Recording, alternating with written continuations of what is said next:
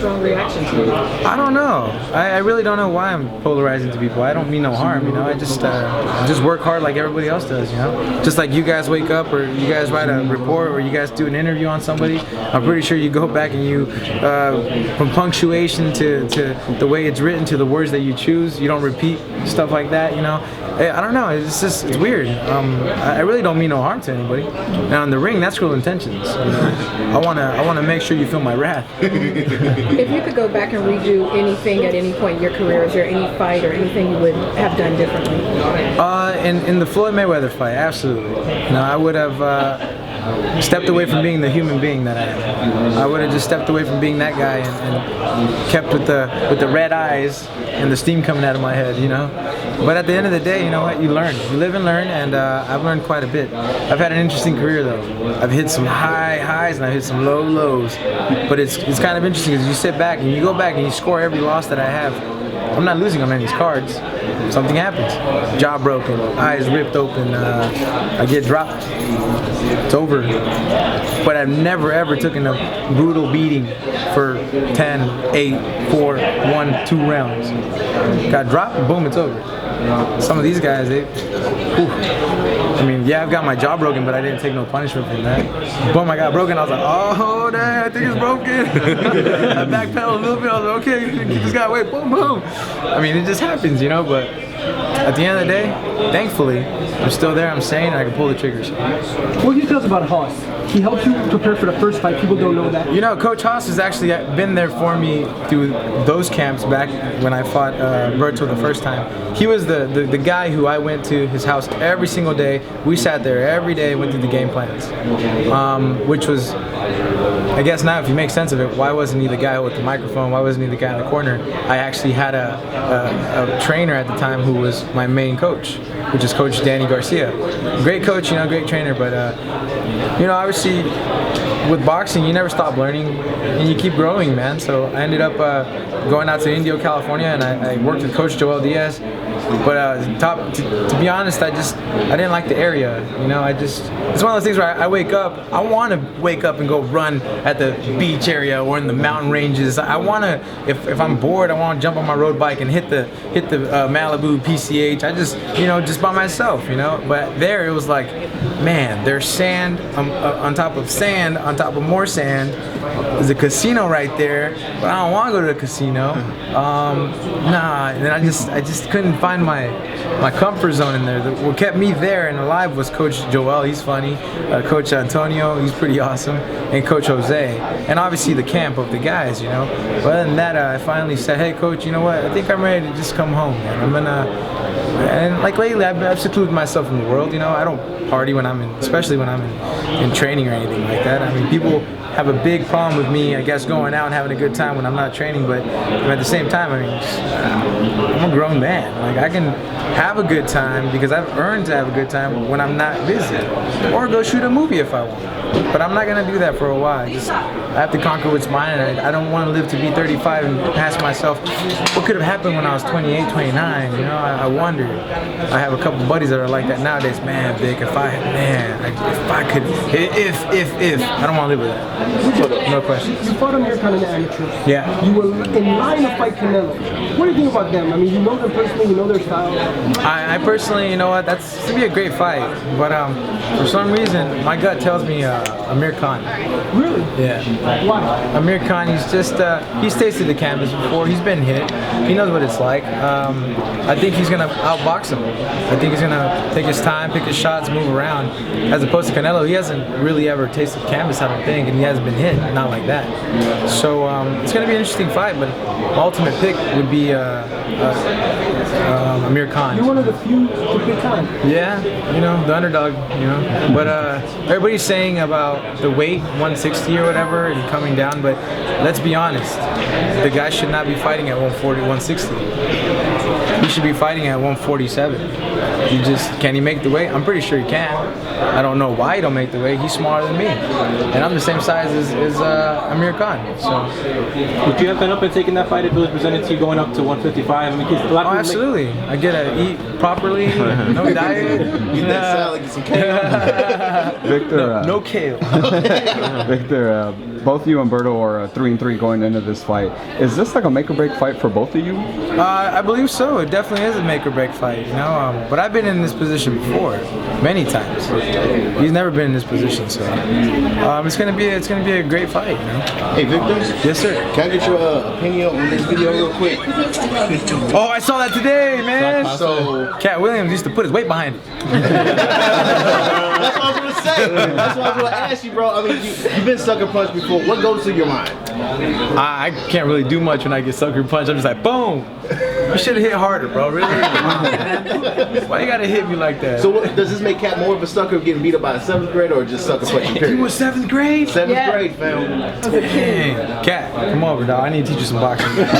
What did you think of Nate Diaz beating McGregor? Bro, that was crazy, That's man. epic, huh? McGregor, you know what's crazy is I like McGregor the way he fights and stuff, but that was like one of those fights where I thought to myself, I'm a McGregor fan, but I was like, dude, I think he's jumping into that heat of being two weight classes over way too quick, you know? That was a last minute type thing. You don't do that, especially with somebody with the experience of Nate Diaz, man. That guy, he's a monster. they're doing a rematch and at the same weight. What do you think happens this time? The same way? Yeah. Keep it 155, man.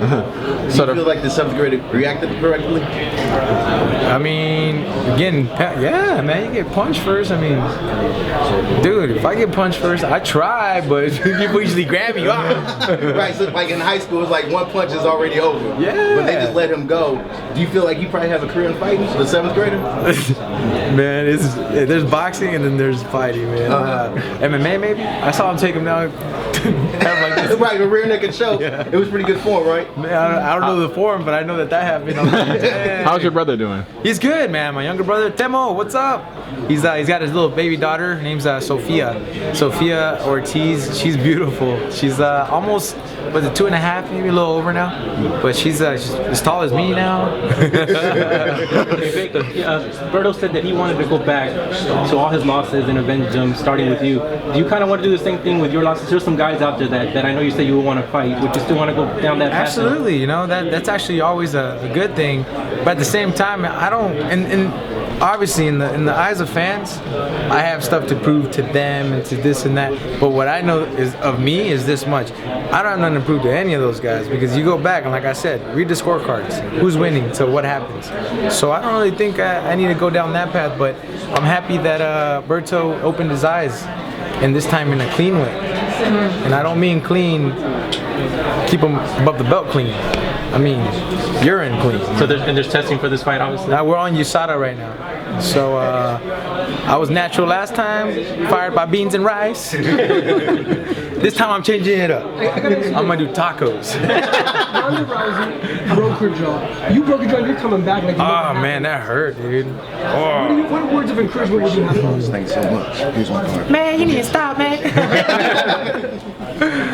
It's not easy to come back from something like that. No, it's actually not, you know, but it's one of those things where I read quite a bit, and also I listen, you know. There's as weird as this sounds and as I guess cliche would be Rocky's quote where he says, not how many times you get hit, it's how many times you get hit and get up, you know, and keep moving forward. So that's how I see life, man. I'm just like, I've been hit a few times, you know, but at the same time, I said this recently in an interview where I said, my name is Victor.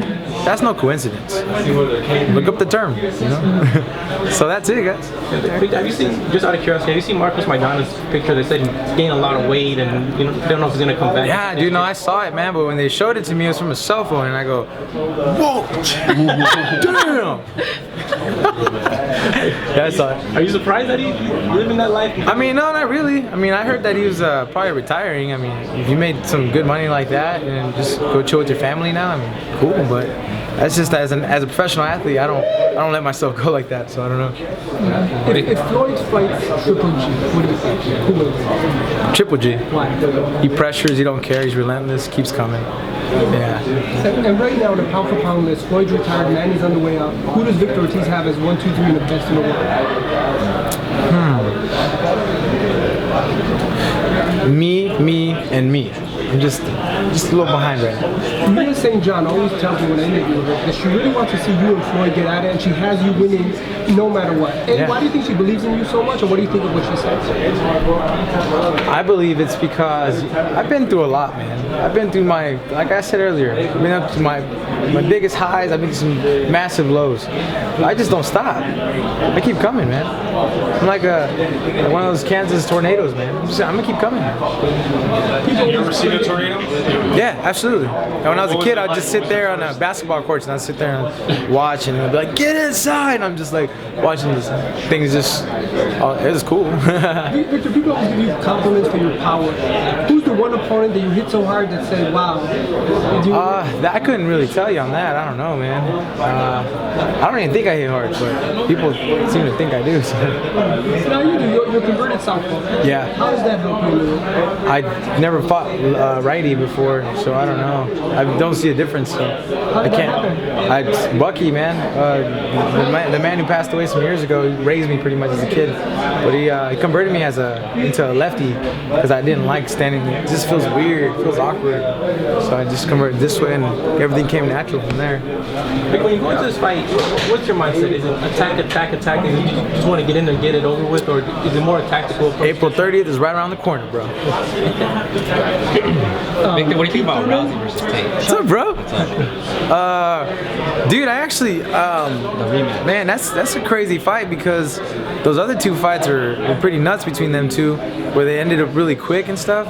So I don't know, man. Now she's the champ. Now she's like, she knows she's it, you know. So she should be. Improvements from previous fights. Well, you know what the thing was with Meisha Tate? Meisha Tate made sure she didn't box the boxer, which was Holly Holm. She stuck to her game plan, executed beautifully, and she walked away with the victory. What was the first MMA fight you ever No, Randy Couture. Randy Couture? When he, James Toney? That was your first fight? Yeah. Well, I seen him beforehand, but nothing like, I wasn't really tuned in. And then What did you expect? Oh, Tony's gonna knock this guy out? No. I called that one. I said, we don't belong in that world. He should stay out. But yeah, Do you agree they picked the worst fighter to go up to represent boxing versus MMA? A man who has no versus an all-American wrestler? Possibly could have been. I mean, no comment. Victor, what do you think of Keith Thurman, Sean Porter? Those are both good fighters, you know. I think it's going to be one heck of a fight when it happens, you know. I think Heath was hurt recently, right? Car accident. Yeah. Hope he's all right, you know. Victor, before Canelo took off, you were poised to be boxing's next big thing, but for one reason or another, it didn't come to be. Do you dwell on it? Does it bother you, or? No, I don't dwell on anything actually. I mean, how can you describe your career then so far? How do you describe your career? My career? I describe it. I'm already starting. I mean, I'm already started. I've already got a shot, doing this. How about you? That's good. Any advice for the man? Yeah, any advice for me? No, just keep it up, man. All right. Starting, stay hungry. Don't let anybody say you can't do it. All right, thanks. I don't know. That's all Sylvester's saying, man. I don't know.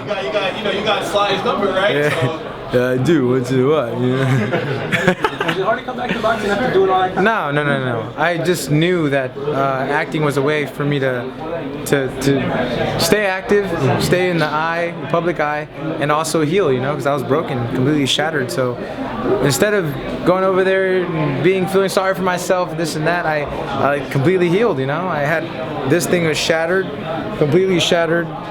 Metal plates, completely reconstructed. Did it give you any problems at all? Is it feeling good? No, it's good now. This whole thing was just completely broken in half, so this thing disconnected from here is pretty bad. I mean, some people would say, "Oh, Victor folds or whatever," but I mean, for you to come back from that injury and these, it takes a lot of mental fortitude. It's pretty funny to hear people say that, because anybody who has never fought with literally in the ring, this hand under your jaw, holding your jaw closed for 5 rounds and still waiting to fight, and just couldn't take the pain in the ninth, you could say all you want, because I know what I'm about. You know, couldn't take the pain, but at the same time, I've seen guys who shatter their jaw in one round, half of a round, they stop the fight. You've seen that recently. Yeah, so it's a tough thing, you know. What would you say to Berto that says you'll win an Oscar before you win another world title? Well, he's gonna see to it really quick what's coming his way, you know. He's got a lot to say about me. Good for him. Victor, you've been involved in various projects. Is boxing still your first love? You tell me why I'm back. I turned 2 movies down. To come back to fight Berto. Huh? And the world, man. 147 is done, I'm telling you that much. You're ever in your trailer and thinking, man, I'd rather be in the gym right now? Yeah. Do you take a gym? Well, I was healing, yeah. Matter of fact, it was for me, it's hurting me more to sit there and watch fights at 147s. I was like, man, turn this off, dude. Why? Because I know I'm better than these guys. I don't care what anybody says, I'm better than a lot of these guys. If not the majority of all. Because people say you jump from trainer to trainer, you don't know, you're confused. No way. See, people have all their things they have to say about me. Good for you. You have your opinion, I have mine. You're liable to your opinion, too. Do fans ever come and tell you stuff face to face? No. They don't tell me anything. Not face to face. The ones that we have tried, what's up, brother? The ones who have tried, it's kind of funny. You see them fold in front of you. It's the most beautiful thing. Well, I was just I was a fan, but you lost. Yeah, I lost. And what? And what? Chavez lost. Well, I was just, yeah, you were just saying. Okay. So it's different in person. Oh yeah, and I'm only 5'9". Imagine if I was 6'3". Victor, how are you gonna top the fight from 2011 against Berto? How are you gonna top that? Check it out, April 30th.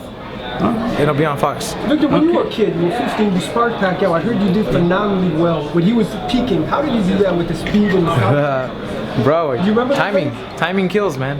So what was it like to be being southpaw? He's amazing. I love Manny Pacquiao. He'll always have my respects. Same with Freddie Roach. So we gotta take a quick break, good, guys. you know? We gotta grab a picture of you signing these gloves, and then